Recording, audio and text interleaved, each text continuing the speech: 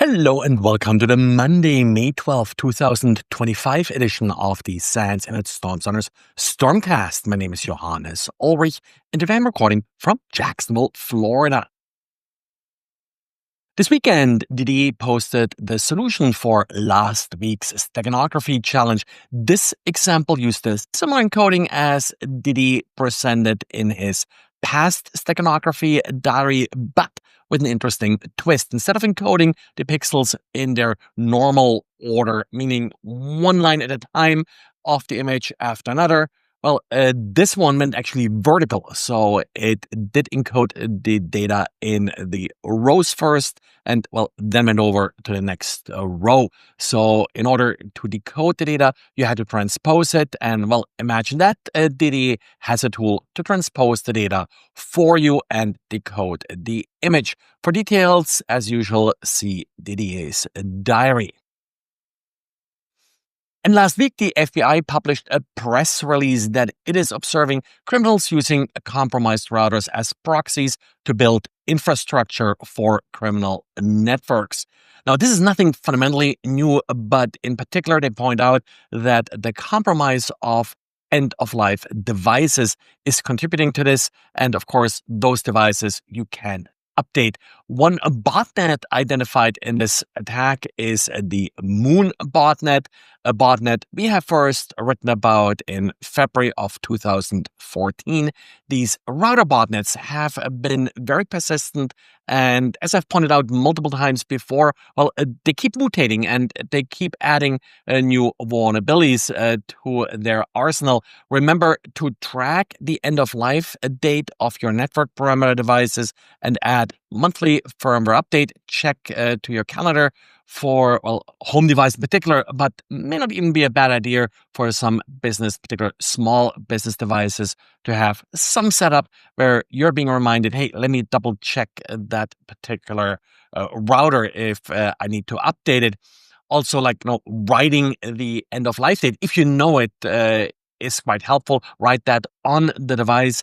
Also makes it easier to then figure out what must be replaced. Now, not all manufacturers make it easy to figure out that a particular device is end of life, but you can usually find out on their website at least after the fact. And that, again, as part of your firmware update routine, you probably should do it.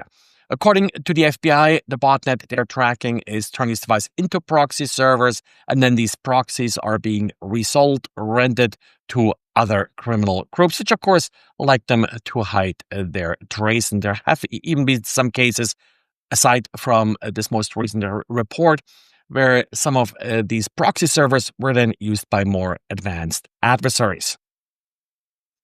And ASUS patched two vulnerabilities in its Driverhub software that could be used to execute arbitrary code. The vulnerability is something that has happened in the past with software like this. A lot of software like this is setting up a little HTTP API, listening on loopback.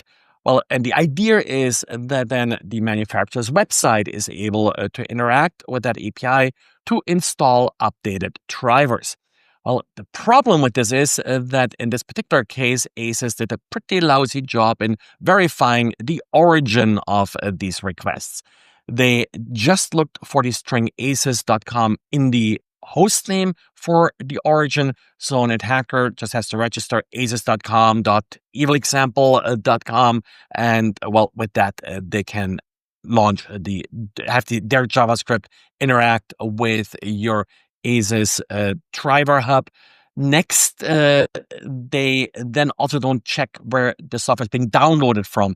Again, the string asus.com has to show up anywhere in the URL. So it could even be just a random URL parameter that the attacker is adding to it. But of course, if they already have that asus.com.evilexample.com host name set up, then, they may as well use that.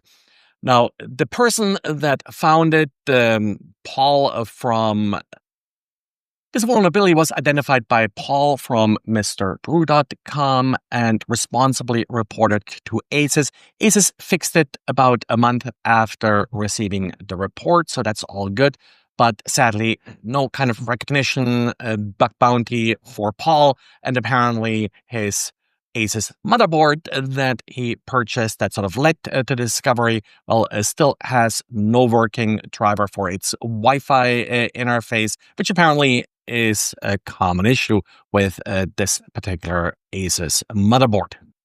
And the Varonis Threat Lab is observing search engine optimizing attacks being used to trick administrator into installing backdoors version of RV tools.